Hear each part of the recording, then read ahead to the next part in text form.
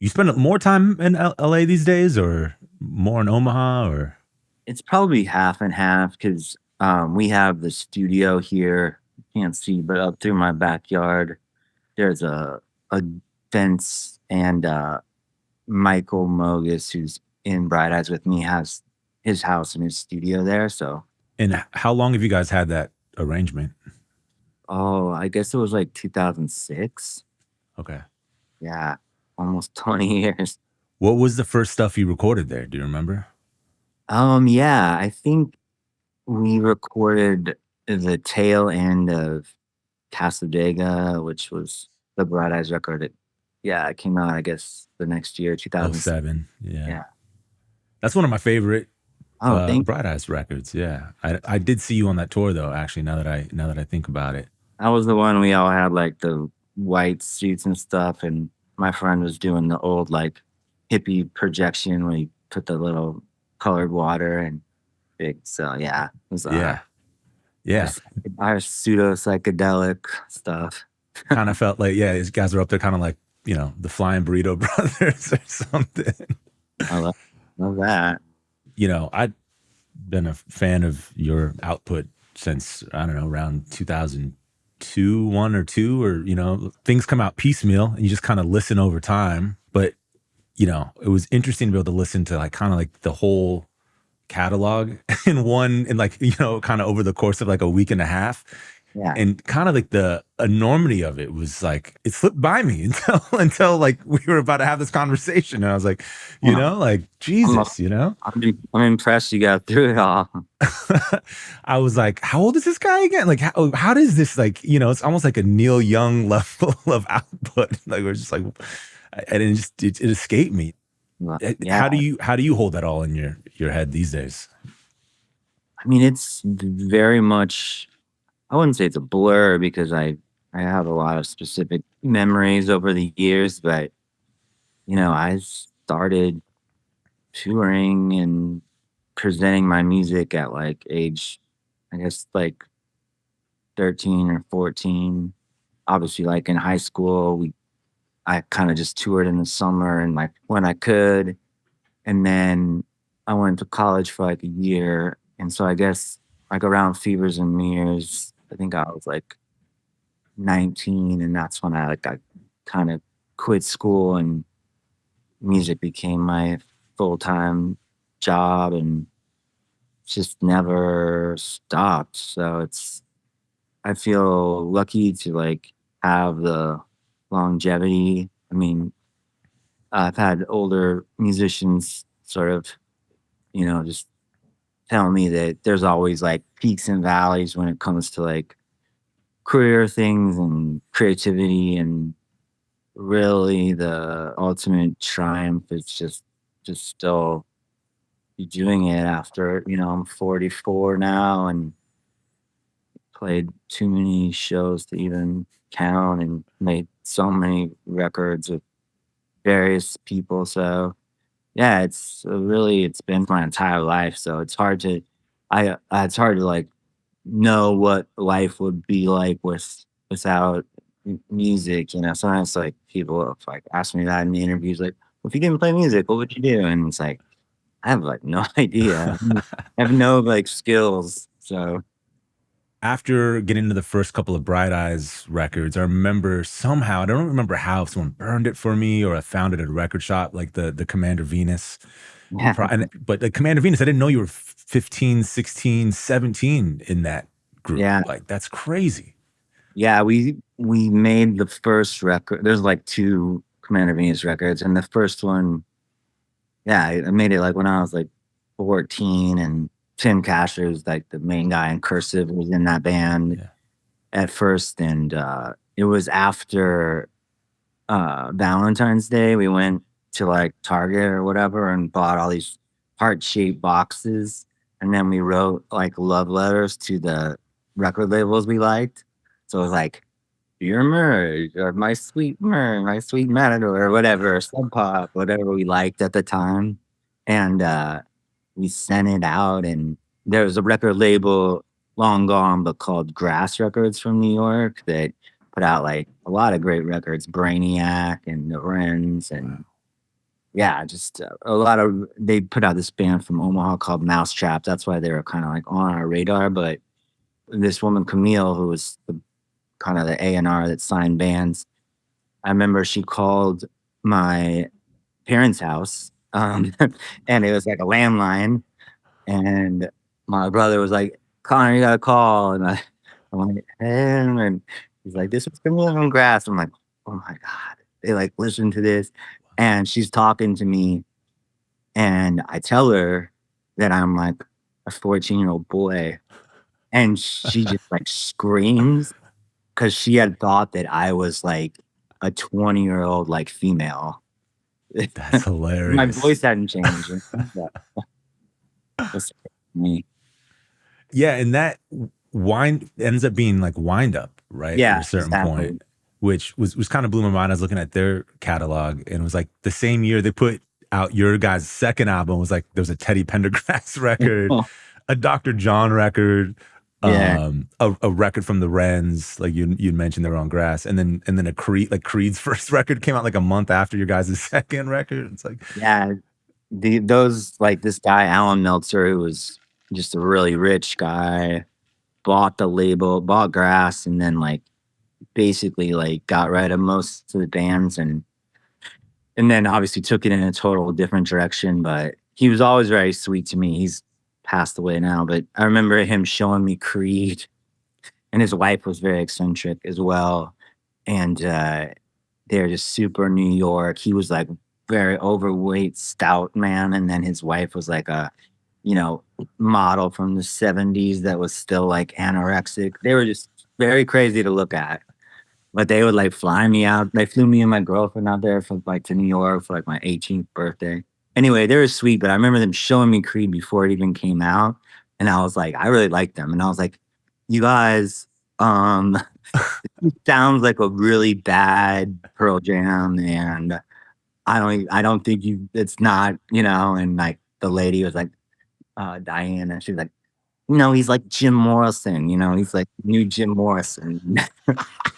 I was like, "Guys," and then sure enough, they put it out, and it's, like, the biggest thing in the world, so another reason not to ever, trust my commercial well, judgment. maybe not your commercial judgment, but your ears were kind of spot on, and they were kind of like exactly like a bad Pearl Jam. But funny to imagine. I bet, yeah, probably Scott Stapp was probably telling her, I'm the new Jim Morrison. Yeah, yeah, It's funny to imagine, you know? totally.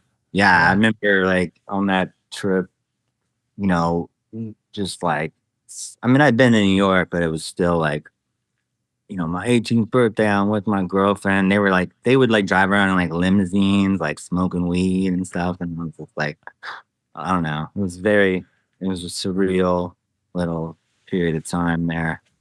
Where was your head at? I mean, I guess maybe even specifically on that trip, like 18, flown to New York on a with on a label that could actually fly you to New York and drive you around in a limo. I mean, like, what were your thoughts at that time?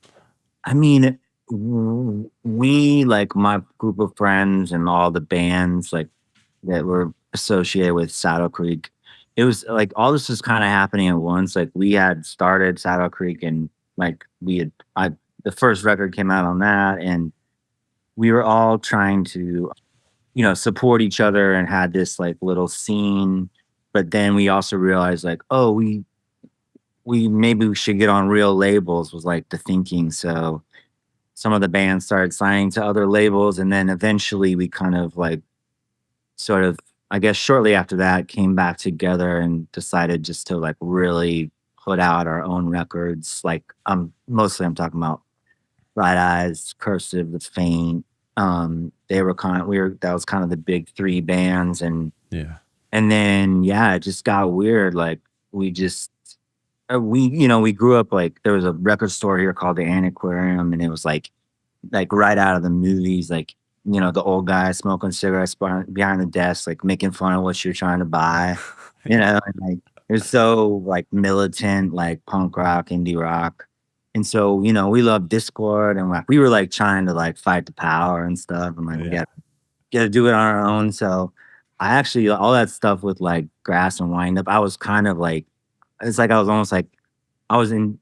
enjoying it in the sense of like observing this is crazy, but I was, a little like too cool for school, like, and that was our vibe. Like all of our friends, we were like, I don't know, we just thought we were like such badasses and we're like changing the world, like like little engine that could from Nebraska and all that stuff. So I mean, you yeah. kind of not wrong though. I mean, you guys did have a pretty strong scene going. I mean, you think about those three. I mean, the Faint and Mhm. Cursive and Bright Eyes, and it's like that's a pretty strong core.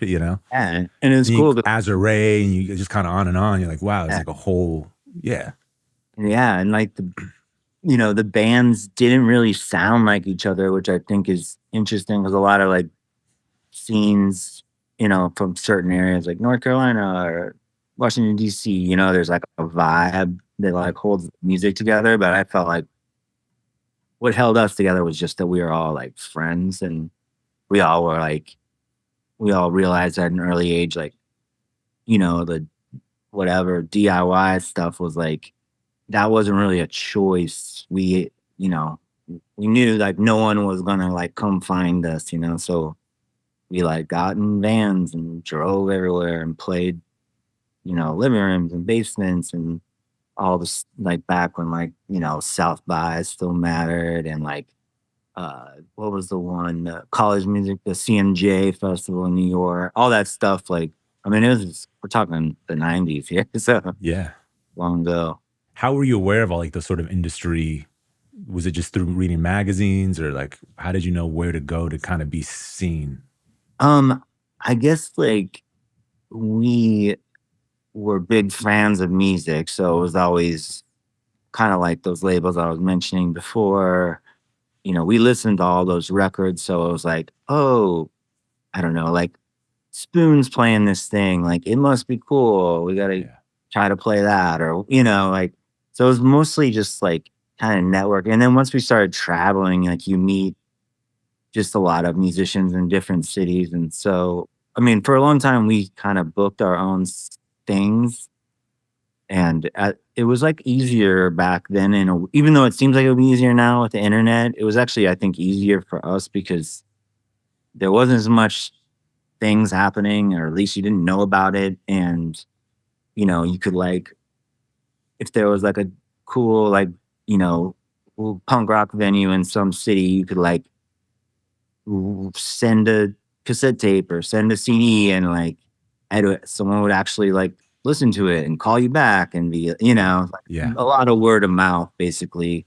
And then eventually we got, real booking agents. And then that kind of changed everything because then you're playing clubs and you have guarantees and you're on, real tour. yeah. So, yeah. We were talking about like the immense amount of kind of stuff you've done over the years. In hindsight, do you think having Saddle Creek as kind of like a home base, this kind of independent thing that, you guys sort of all created, was that to your benefit over the years? Like being able to work with independently as long as you did? Yeah. I mean, I think that that kind of those kind of golden years, I would say, between like, yeah, 1999 up through probably like Sadega and stuff. It was like everyone was unified and it really felt like a collective. And then, like anything, money and personality, the label kind of ended up belonging to like this guy, Rob Manzel, he was actually in Commander Venus. Wow. But he was kind of the one that was like organized and business minded. And the rest of us were just more into making the music. So at a certain point, it started to feel like it didn't belong to all of us anymore. And I think that's when things started to fray. Like I made my first solo record like on Merge because I was kind of like, I don't know, I just didn't feel like connected to it. And then been on a lot of other labels since with different projects. And I mean, I fondly look back at those times, but I mean, who's to say? But I think that we missed out on some opportunities again because we were so like militantly independent. Like I remember the thing passed up like tons of money and they were like primed to be because they were a little ahead of the dancey punk Electronic stuff, dance. Yeah. like before Killers and before like it was like a lot of that stuff. It got really huge, and they like said no to these major labels to stay on the our label, and same with me, and same with Cursive to a certain degree. So maybe we made a mistake. Maybe we should have like struck while the iron was hot. But you know, Yeah. that's all hindsight now. I remember talking to Rick Rubin one time and like basically talking, we were talking about the Faint, like how much we love the Faint. And he was like, I tried to sign the Faint. And I was kind of, I remember being kind of shocked by that, cause like, remember, listening to them when they were out, it was like, I didn't assume anyone I was listening to was on any major labels radar, or, I guess it wasn't like a major, but he had like major distribution, et cetera. Sure. So it's just kind of wild to hear that even at that time it was new and everyone was listening to it and into underground records. It was like, oh shit, this was on the radar of like other people were trying to swoop in. Yeah. Yeah, Rick's always been super cool. So he like actually when we were making Casadega, I was in LA. It's like before I lived there, but yeah, he like sent a car down to LA, and I went up to his Malibu house, and he like, did the whole thing, like playing him songs on acoustic guitar, and obviously we didn't end up working with him, but I remember I was like we had a lot of songs recorded, and he actually helped pick the ones that were gonna be on Casadega. I was like, Really? yeah, I was like, Rick, like what, it's Rick Rubin. I was like, Yeah. what do you think the songs be? So he actually did like help pick songs for that record, which is I hadn't thought about that till now. But and then he's always been really cool. Like when I did some solo records at Shangri-La, and when actually we made the Monsters of Hope at Shangri-La before he owned it, but then I went back solo record, and he cut me a good deal, and he's very sweet. Yay, Rick. It's very nice about that. Very nice about that. Was that around? Because I remember going to see you right after I'm Wide Awake It's Morning came out, and it was like the vibe was, going to see Bright Eyes before that was like, is everyone was like my age at the time, or maybe a little older, and then going, then it was like there was like 60-year-old dudes, and I was like, what the fuck is this? Yeah. So I have to imagine it was maybe, and you were like on the cover of Rolling Stone, I think, if I remember correctly, like. It was, yeah, that whole time with that record was, that was obviously like the kind of commercial peak to, I guess, my music in general. I learned a lot about kind of the way the real industry worked. And yeah, every label was trying to sign us. And yeah, it was like, I remember the kind of fucked up thing is we put out those two records on the same day. So we went on the Wide Awake tour first, playing all the songs. And it was like, felt like the Beatles or something. Like we'd walk out on stage and be like, like flash, flash, flash, flash, flash, craziness. And then like 6 months later, we come back to these towns, and like, I remember in between those tours, there wasn't a lot of time, and the Faint became our band for the Digital Ash shit. And I remember I took all the clothes I had and threw them into a bucket, and Depose, one of the guys in the Faint, helped me like dye them all black. I'm like, okay, here we go. So all my clothes are black, and we went and just basically played. I mean, we should have been smarter and like played songs from both, but we were like, this is this tour, this is this tour. So we go back, and people don't know. They're expecting us to play the Wide Awake stuff, and man, we had some upset ticket buyers on that Digital Ash. So yeah, I don't know. Was that like, did people feel more strongly about I'm Wide Awake than a Digital Ash? Oh yeah. I Yeah. mean, as far as the general, I mean, that was the only record I feel like maybe Lifted, but when we put it out, it was like I would consider like well received, like everywhere.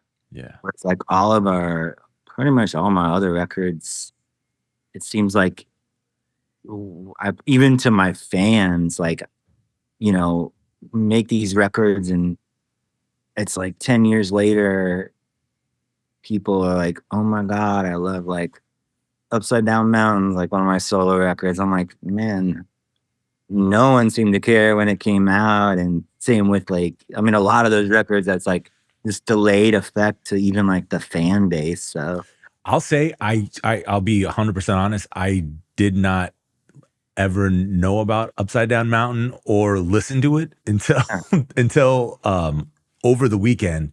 yeah. I think this might be my favorite album of yours. It's fucking amazing. Yeah, I mean How did I that. miss it? It's 10 years ago. How the fuck did I miss it? Yeah, and I signed to like None Such, which is like a big cool label, part of Warner Brothers. But yeah, I mean that's sort of what I learned is like no matter.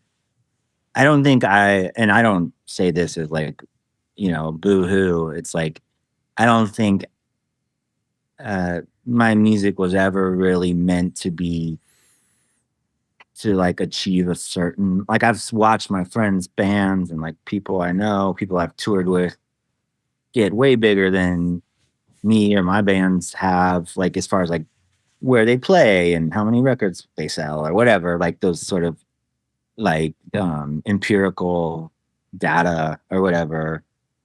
But I don't know. I like that. It's not.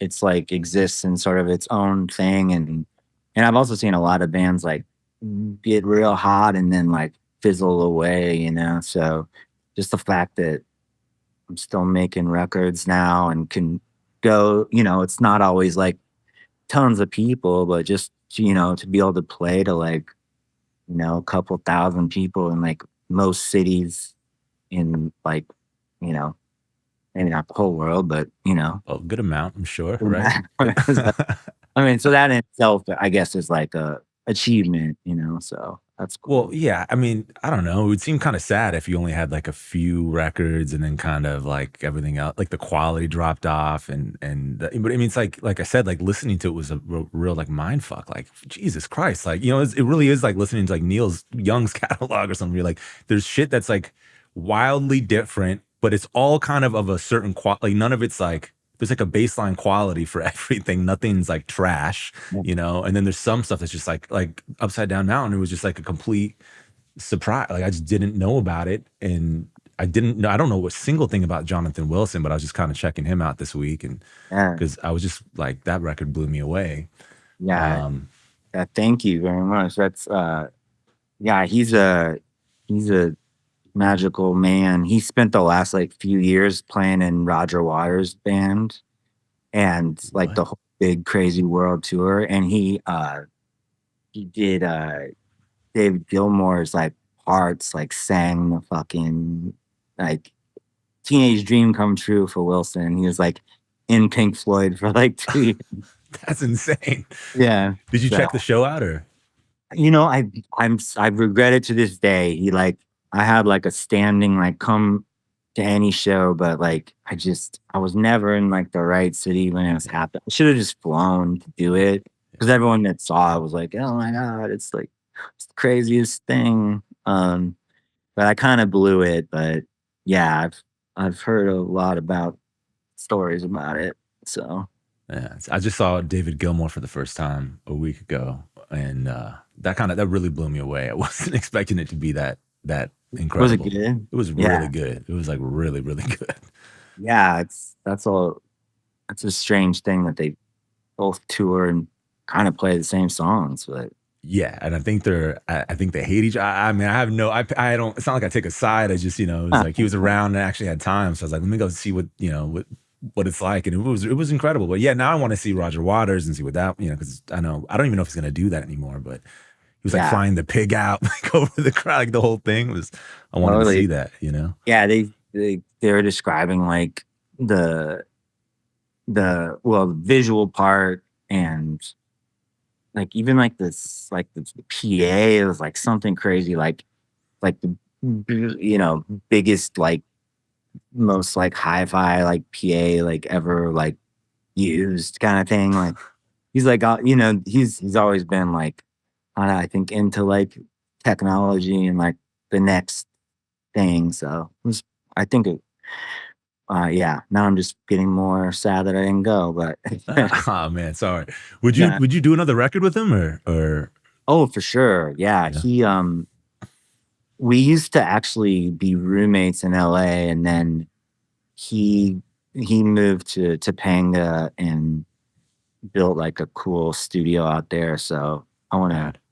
It'd be great to go make a record there sometime. That's cool. Um, the new record's really cool too. I particularly fell in love with the second half of it. I kind of got stuck on a loop with the first half of it for when it first came out. Then I graduated finally to the second half, and I think like he just is like it's it's really good, man. Thank you. Listening back, you've collaborated with a lot of people. I mean, you have Alex Orange Drink, who you're co-writing a lot of this record with. You haven't really done a full album where you're co-writing with someone on a Bright Eyes record before, Not right? yeah, not on a Bright Eyes record. I mean, other than sometimes I Nate work or off like something. musical stuff that Nate and Mogus do, but yeah. I mean, I've been in obviously like Desaparecidos and like the Better Oblivion Community Center with Phoebe and Monsters of Folk. So I've been in collaborations, but yeah, Bright Eyes for a long time was just I just would bring the songs completed and then we'd arrange them together. And yeah, this one just it was kind of just happenstance. Like Alex was staying with me in LA and just I don't know, I was kind of in a weird spot and wasn't really writing and he got the ball rolling and um so yeah, he's a big reason why the record got made. So Were you even thinking about writing, or were you like trying to write and couldn't, and then that's how it? I wasn't really thinking about it. I was just like, I don't know. I sometimes I go through, well, a lot of, you know, mental, uh, whatever, ups and downs. And, you know, I definitely suffer from like, what's the point of all this? Like, not just music, like of everything. So, Of all of life?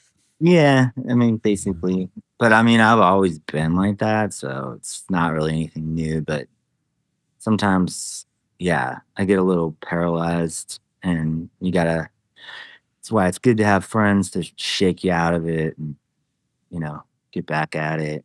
Yeah, yeah. Does it still take you by surprise, like, when that happens? Like, that feeling?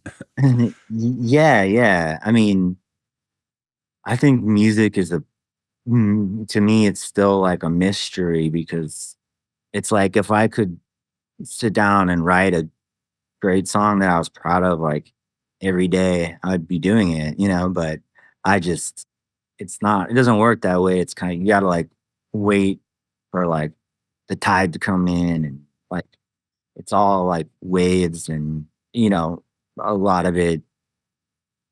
I find that like I don't really write if I'm having like a sort of heightened emotional or like mental experience, good or bad. I don't feel like writing. It's more like in like the ordinary times when I have the ability to like look back at things and see it from a more like objective state of mind. I like to write lyrics from that place because well, I just think they're better. I mean, I have written songs like when in the height of whatever being in despair or like being in love or something. But I feel like I always end up like worse than the ones that are a little more like, I mean, not like clinical, but just like have like a perspective that, you know, I don't know. You A can, little after the fact more yeah, than, yeah. exactly. Are there songs that have made records that have been written at the highest highs or lowest lows, or? Sure. I'm trying to think like, well, I mean, one kind of obvious example is that when the president talks to God song, like I just wrote that as like so I was pissed off and it was like a commercial for like a way of thinking. It's not a good song at all, but it was like I was booked on Jay Leno and I was like, I want to do something. I don't want to just like play first day of my life. You know what I mean? I was like, Yeah. I thought things mattered in like political world. So yeah, I got my tour manager at the time. Like I did the sound check for that, just like in my hoodie, like normal, like me. And then in between that and the show, I was like, this guy Bill Sullivan was my tour manager at the time. I was like, Bill, man, I don't know about this. Can you get me like a cowboy suit? And he's like, so like we were in LA, so he like, you know, it's easy to get. Easy order. Yeah, so I put on the rhinestones and went out there, and my theory was like, I'm singing this song, it's like anti-Bush song, and there'll be like some guy in like the Midwest or the South, like kind of half watching Jay Leno with like, it real quiet and be like, hey, honey, and like, this guy looks all right. Turn this up. So I don't know. What was that? Do you remember what the reception to that was? I mean, it was like just like you'd expect. The people that were on that side of the political divide Yeah. thought it was great, and um, everyone that wasn't, just tried their best to like make fun of me and it, Yeah. all that stuff. And that was like, I mean, that was right in the middle of kind of like wide awake. So pretty, it was a lot of whatever, I guess, people with opinions around that time. Do you remember people saying you're like the second coming of Bob Dylan? Um, yes. And, obviously we all know that that's like a ridiculous thing to say about anyone and then said about a lot of people. Actually, my booking agent, who's been my booking agent for like 20 years, he gave me this. It was like from the New York Post, and it was like around that same time. It was like a framed article, or you put it in a frame, like an article. It just said, picture of me, and it said, Dylan wannabe. So I got that like framed. Well, Just, there's a lot just, of those too, so that's cool. yeah. But yeah, that guy is one of a kind. So I don't think there's any worry about that.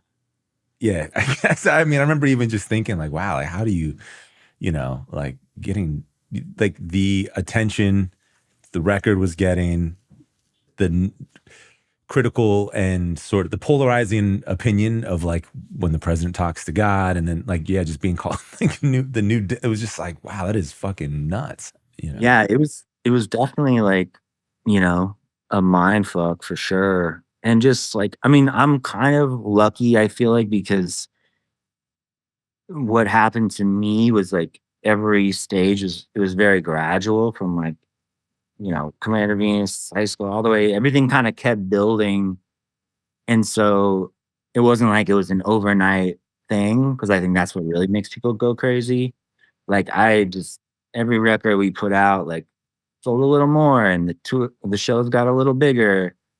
So I guess by the time that was happening, I was somewhat prepared for it or ready, but it was still very surreal. And also like that realization at some point that it's like this is my livelihood, and it's like also like to some degree it's a business. Like a lot of people, count on me to make music because I make money that they need, Yeah, yeah. and like it's like a weird, you lose a lot of innocence, and so it's like you gotta. I try to like replenish that somehow. How So much that, do you think about that? Like the I guess just the way that people might depend on you, the way people would depend on a corporation for it's like not that they depend on you in a bad way, but how often do you think about that? Like that there are people who I mean, I think about it a lot. When we tour, it's like there's obviously the band, but there's all kinds of people that work on the tours and the labels too.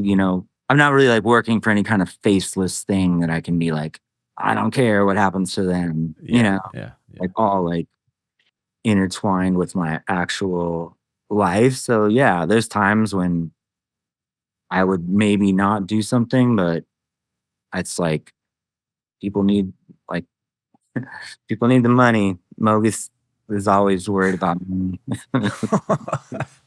Mogus has things going on though, right? Yeah. No, he does. Those guys those guys can I mean they don't need me, but well, yeah. It's like my dad's like been my business like he used to work at Mutual of Omaha when I was a kid. And then as soon as I got enough stuff going on, because he already did my taxes just because he's like my dad, you know? Yeah, yeah, But I was like, everyone was like, you need a business manager. And like, there's people that'll do that for like 5% of your income. That's what most people do. yeah. And I don't know if I want a stranger like with all my bank passwords and all my stuff, and Yeah. my mortgages and shit. So I was like, Dad, you just I'll pay you salary.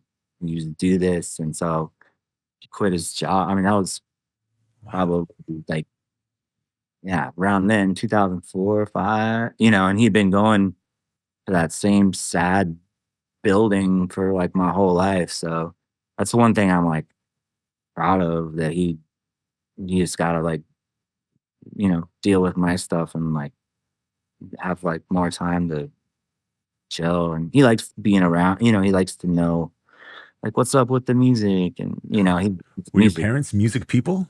My dad was a musician, yeah. He like played in like I mean, I guess semi professionally because it was like his side gig to his actual job, but he would play like in like wedding bands and it's like cover bands.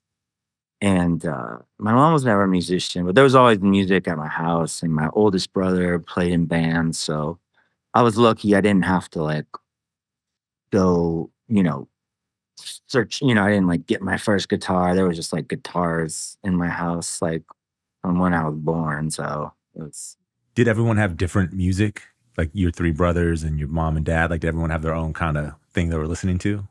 yeah. I mean, my mom and dad, they were fully like right there, like 70s full, Jackson Brown, Joni Mitchell, Neil Young, all that type of thing, and Dire Straits and Steely Dan. And my oldest brother, Matty, was like into like, I guess 80s alternative, REM, Smiths, Cure, uh, whatever, all that kind of like 120 minutes, like, and that. So, but he was like 6 years older than me. So, and then my brother Justin, who's real close in age, we kind of liked all that stuff, but then we sort of found like the North Carolina stuff, like Super Chunk and like Hmm. I mean the DC stuff, Fugazi, and I don't even remember all the things, but that was like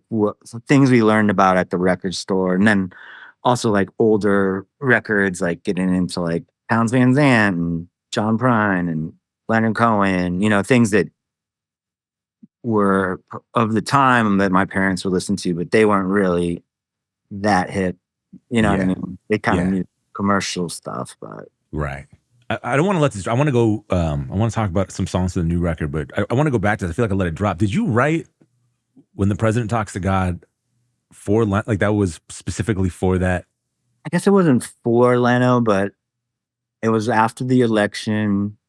I actually went to Europe um to do press for like the two records, Wide Awake and Digital Ash. Like it was like a press tour, but I was playing like little acoustic shows like as part of the press stuff. I remember I wrote it like on a ferry because I wanted to play something that like acknowledged it because like I don't know if you remember back then, but there was you know, I guess it's a good lesson for right now. It definitely it felt like the end of the world kind of. Like I had gone on tour with like Springsteen and like REM, like Vote for Change. We Right. were pulling hard for like Carrie, if you can imagine that. And but yeah, it's all anyone wanted to talk about was like how crazy it was that Bush got reelected, and now we've just Now you look back at Bush and you're like, oh, the good old days. I know it's so quaint, man. It's like what the fuck. Um, Yeah. and then like Leno's like, I'll be like right, close to when I got back. It was definitely like the Wide Awake tour because I remember because they were like really want me to play first day of my life, and I was like, no, I want to play this song, and they're like, it's not on a record, and it kind of went up the chain of command, but yeah, so it went up and they cleared it, and I remember that night before the show or before the taping, like Leno came and like knocked on the door and he was like very nice. He's like, yeah, I heard the song you're gonna play. And he's like told me like a story about like him and stand-up comedians like touring along the Canadian border during like the Vietnam War and like all this stuff. I was like, damn, all right, Jay.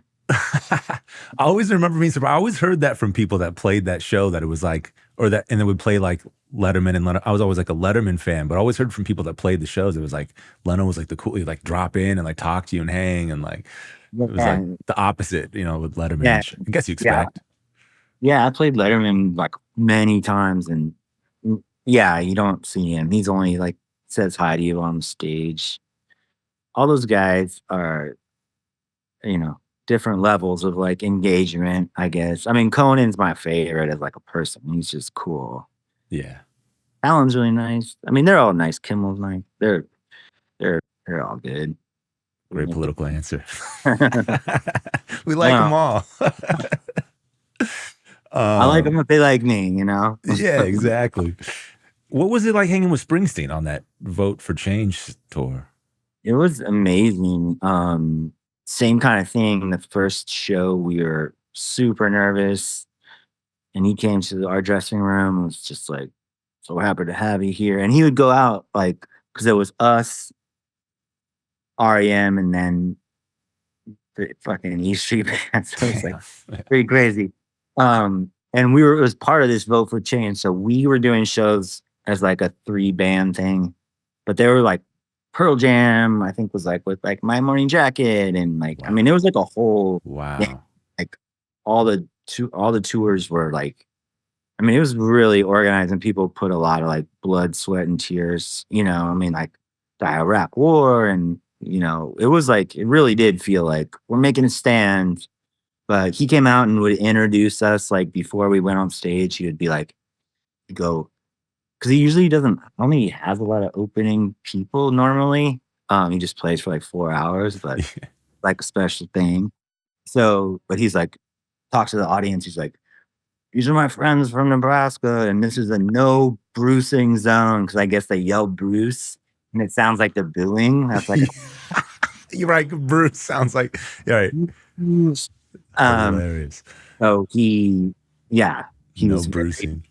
very, very gracious. That is like maybe the most gracious man in rock and roll. Did you get to talk about like, did he listen to your records and like, Yeah, I mean, I don't know how much he's listened to our records, but I've seen him, since then, like came through Omaha once and like invited me down and like I sang a song with him and like in Omaha and then like what'd you sing? uh Thunder Road and I was like, oh my he's like look he showed me like their set list and he's like, I was like, I love Thunder Road, but I'm like, wow, there's a lot of words, I think it wasn't my finest hour. I'm like, I should have picked Dancing in the Dark or something. Did But your dad see that? yeah, I think so Yeah, actually. that's probably a pretty proud dad moment right there. Yeah. Yeah. And we also got to play a couple times the Bridge School, the thing that Neil Young Oh does. shit, that's right. I saw Monsters of Folk at Bridge School. Like, Yeah. And that back then, I don't even know if they do it anymore. But since he passed, but they uh, don't. Yeah, they don't do that anymore. Sadly, used to go all the uh, time. but yeah, the thing is, you would go on Friday night. We did it once, Fridays, and then did it with Monster Poke. But you go on Friday night to the ranch, and everyone hangs out. and then Saturday and Sunday you play the show as a way to kind of like deflate egos and everyone, so you're also just like hanging out in Neil Young's house, which is like pretty cool. But one year, I think it was the Monsters of Folk year, like my parents came out and they gotta like go to Neil's house and like kick it. So I got some sun points for that Oh one. yeah, yeah. It's kind of wild that you know, Neil doesn't even tour that much anymore. It's just kind of so it's like everyone's just kind of like No, I mean, going it away. It's just like seems like every day something else. Quincy Jones. I mean, like just like I mean, I guess it makes sense. All that era is like getting into like 80s and 90s and stuff. I mean, the John Prine one got me pretty hard because I'd done a bunch of shows with him, and he's like coolest guy. wow. Like, yeah, it's like the whole pandemic. Everyone was dropping like flies. Like, I know. How did you survive the pandemic? I was, well, um, took it very seriously. I didn't. At the time, I was like living with my girlfriend in LA, and we were like holed up at the house, like everyone ordering food, and Yeah. could go like drive like right before like grocery stores would close, and like Yeah. like right at the end and like run in and grab stuff. And I mean, it was just like it was such a yeah. I don't know. Times are, I guess, living in interesting times. So I heard someone put it that way. It's like for sure. To continue to be interesting, which is maybe like a great way to open up a conversation about you. I love your song "Hate." It's really, it's a, it's a phenomenal song. It does something for me that I don't know that many other songs that sound like it do. What can you tell me about writing that song? Yeah, that was one actually that started with a musical idea from Nate Walcott, and I kind of sat with it, and then yeah, I don't know. I started had the first couple lines, and then I just thought, that's like a pretty, I guess, songwriting device. Sort of start every line with the same word or phrase. It's actually kind of easy to write that way because it's just a list of things, you know. Yeah. Uh, but yeah, that was one that Is like it sincere? Like, I uh, mean, the first two lines, I hate the Puritans. I hate Mary Magdalene. I'm like, were yeah. those? It's kind I of mean, wild. First two lines. it is sincere. I mean, I I guess I'll like qualify it with you know everyone's beliefs. If it takes them to a place that creates more empathy or understanding or comfort, I don't mean to deride that. I think about like my grandma like praying the rosary and stuff like that. But to me, like organized religion and even like the pseudo religions, the cults, and I mean, to me, it just the some good versus evil to humanity is it's pretty clear to me. I think that they all just riddled the world with division and ignorance and bigotry. And so yeah, I stand behind all that. I think it's interesting that like it seems like whenever someone like quote unquote like gets a message from God, it's like God always says like have sex with all the women and children, take all the money, and kill your enemies. That's like God's like main message. And it's like God's a twisted fuck. When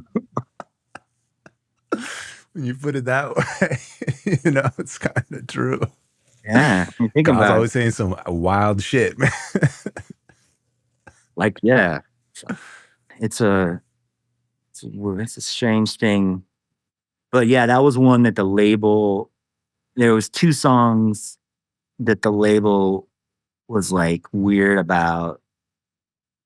There was one song that's like it's like I actually like it a lot, and I think it's catchy, but it's like a ska song. It's called First World Blues, Oh, to and make the record. it didn't make the record because they were like, "You put this on the record, all anyone's gonna say is like, Bright Eyes has this, goes ska or something." I don't know what they thinking, but I was like, and then hate for like obvious reasons, I guess like offending people or something. But I I capitulated on the ska one, and then I was like, hate's going on the record. Unfair. So that's gotta be there. So I feel yeah. like Bright Eyes Go Sky might have been a kind of an appealing headline in a way, Yeah. drawn Well, some listeners in, I think, with that one, yeah. I mean, it's definitely gonna see the light of day one of these days, but in the yeah. form that it's in now, or Yeah, re-recorded, yeah. or yeah, okay. We have like a good like 8 songs that we recorded that like didn't make the record, so they'll How often do you revisit stuff? Like you were saying, you had like many more songs for Casadega, and Rick helped you whittle that down. Like, did those extras ever come out, or are they still somewhere tucked away?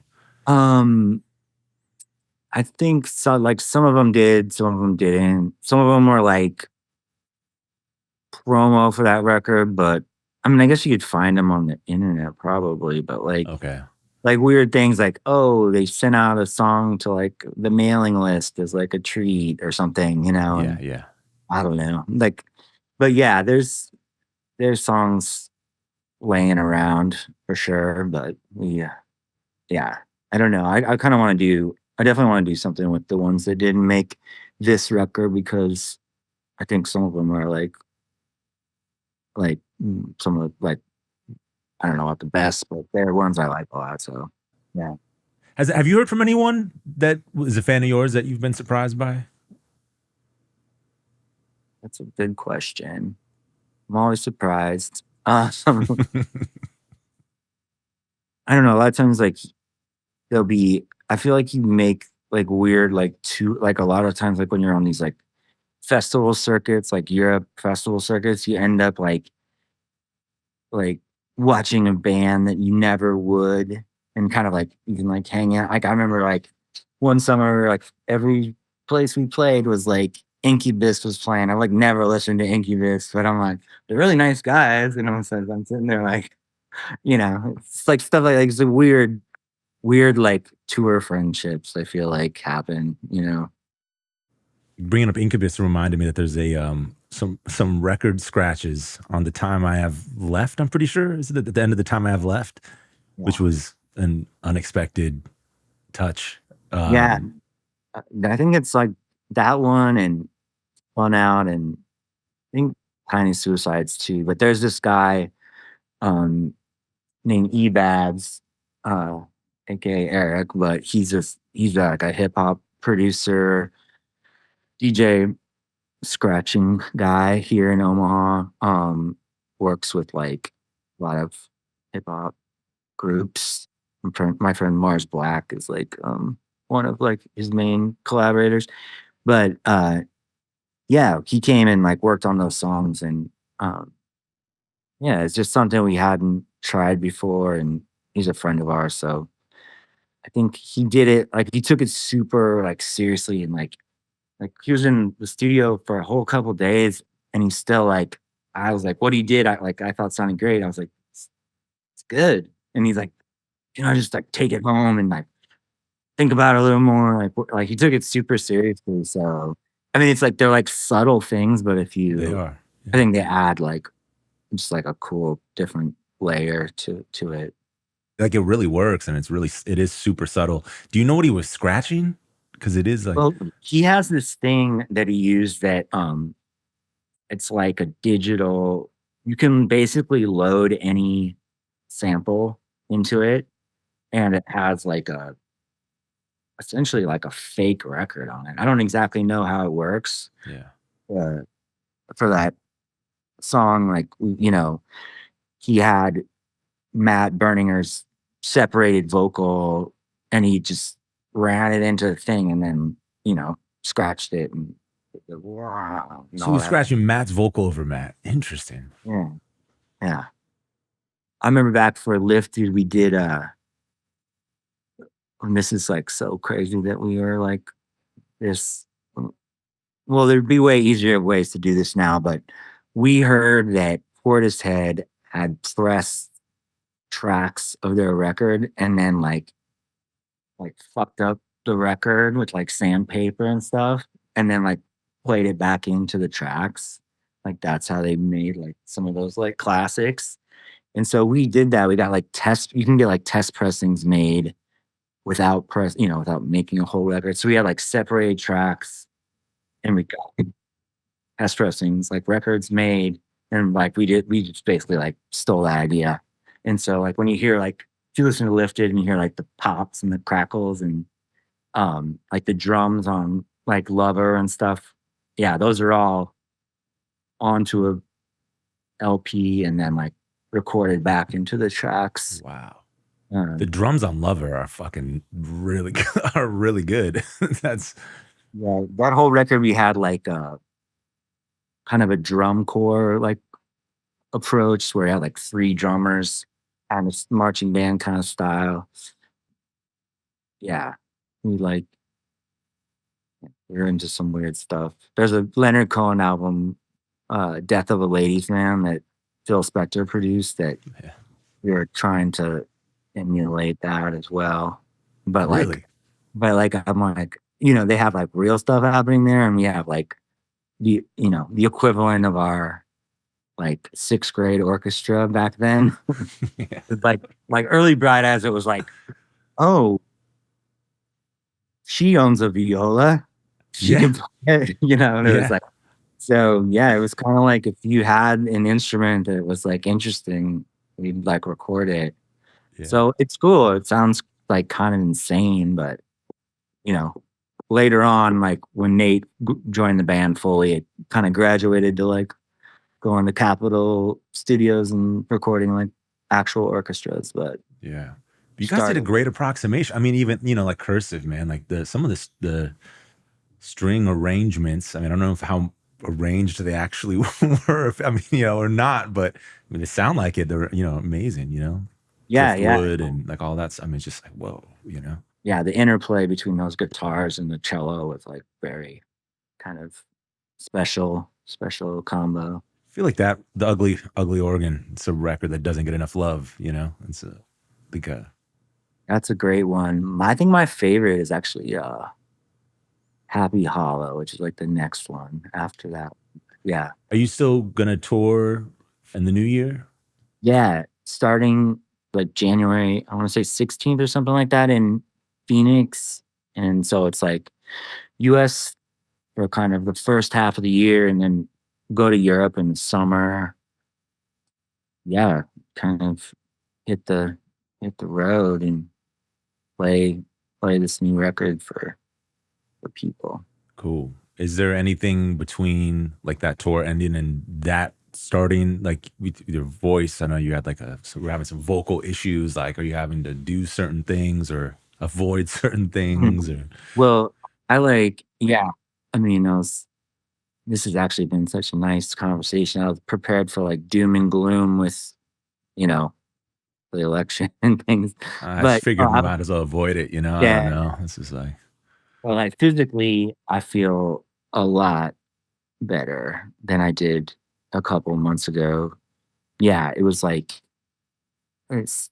I had like a problem with my esophagus, and so I had to see like been to a lot of doctor's appointments, and they stuck some robotic shit down my throat, and so yeah, fingers crossed. But I've been just singing around here, and it feels totally back to normal. So hopefully, yeah, we'll just get back out there. It was definitely like a bummer that kind of coincided with like when the record was coming out, but really it was always meant to be the shows in the fall were kind of I don't want to say promo, but they were like warm up kind of. yeah, like smaller venues and like sort of doing press for the record. And then the actual tour was always in 2025. So it was, and we're gonna hopefully we're gonna go to all those cities again. like that we missed. So Cool. I haven't asked any questions about Desaparecidos. I do want to ask about that.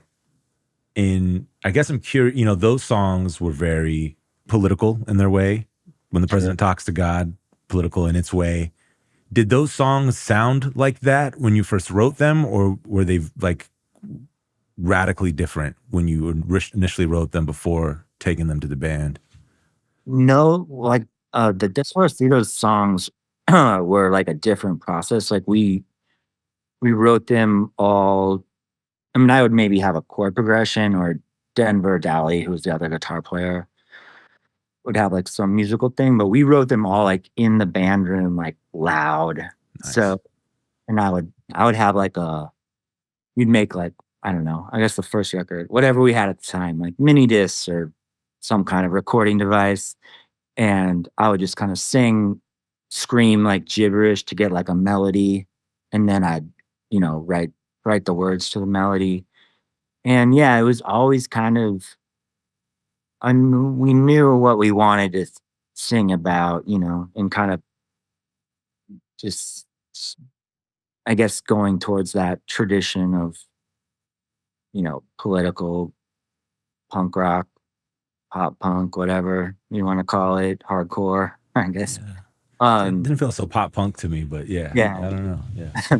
yeah, I guess whatever that is, distorted guitars and Yeah. screaming. Maybe a Uh, little cap and jazzish, you know, yeah, we love, in a way. yeah. So, but we had trouble like just staying in a band for very long. I think we were like a band for a couple years at first, and then we kind of like broke up, and then we made another record in 2015, and Yeah. right when we like finished, we like mixed the record, and then like 9/11 happened. And it was like, oh, we made this like slightly anti-American, like anti-capitalist. Every There's a flag on every house in the world, and like went on, yeah, we went on tour, and I mean, people that came to our shows were like, I think on the same page to some degree, but yeah, doing interviews and things, it was like a classic bad timing, but or maybe good timing. I always said like I was like, well, the most American thing you can do is like dissent. So I think like in that sense, it was the right time.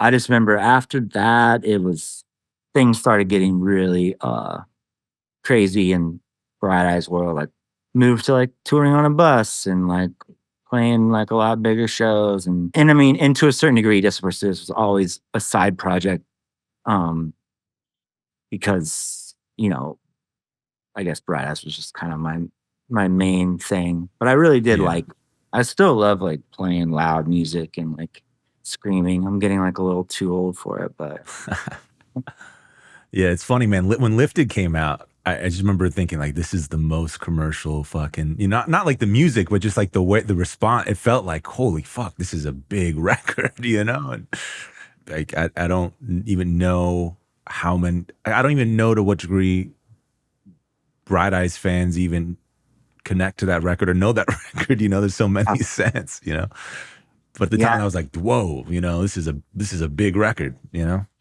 it was definitely a change. It was like,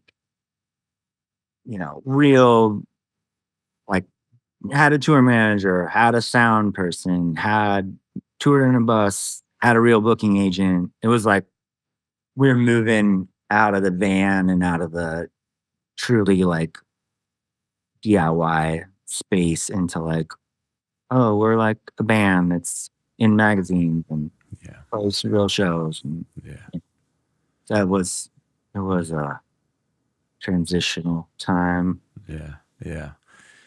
I guess with that era you were talking about, like that re-election of Bush, there weren't Mhm. many people voicing what you were on that, right? Like, I don't want to be ashamed to be American. I feel like being ashamed of an American was very common by like 2005 or six or seven, but in By the time like 2000, American Idiot. yeah, by the time American Idiot, yeah, by the time of American Idiot, I feel like that was a very popular sentiment. But in like 2000, 2001 that did not feel very commonplace at all, you know? It felt Yeah. very anticipatory in that way. I don't know, you know?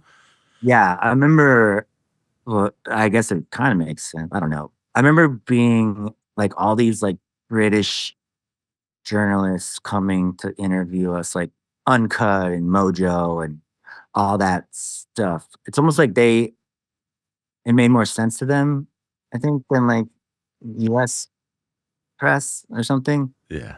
They were like into it, you know. They're like, Yeah. oh, political punk is back, you know. And I think here it was kind of just, I don't know. I think people liked the music, but maybe didn't care that much about the words, you know. Yeah. Were you always a pretty political person? Like, or Not really. I would say no. I mean, definitely not. I think that like my awareness of politics started really like right around 2000.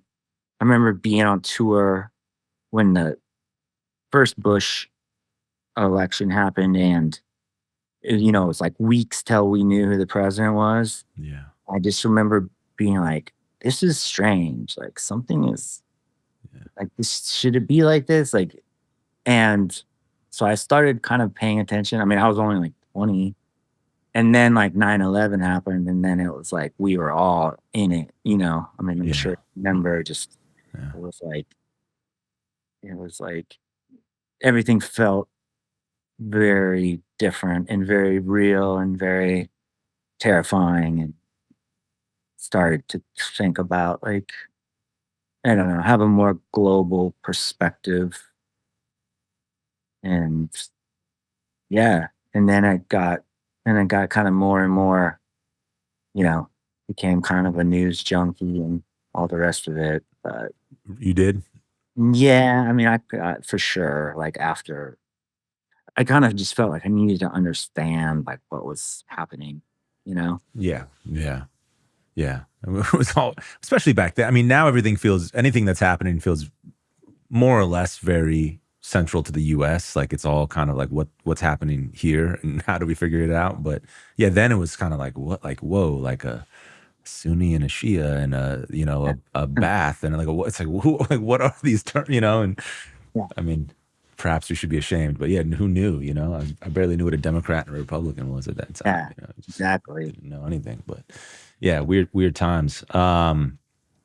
You were talking about how you were mentioning how you were, cool. Yeah, we can wrap up. Um, what do you what do you do to warm up vocally, typically? Um, I've been on tour with people that do the vocal, you know, that nani nani nani noo nan, and they go all like you do it to like the tapes and stuff, you know. Um, Never did that. Just I mean, I don't really have any magic tricks. It's like a lot of like tea, and I mean, I've tried all kinds of like things, like various potions and singer saving grace and like low quad and all the stuff you can get at the health food store. And then if you're really desperate and you got to play a big show, the secret is the rock doc, um, who will come to your show, depending on what city you're in, and give you a cortisone shot and like a B12 shot in your ass. And then you can sing like you've never sang before. But the problem is when your voice gets sore, it's your body telling you to like rest it.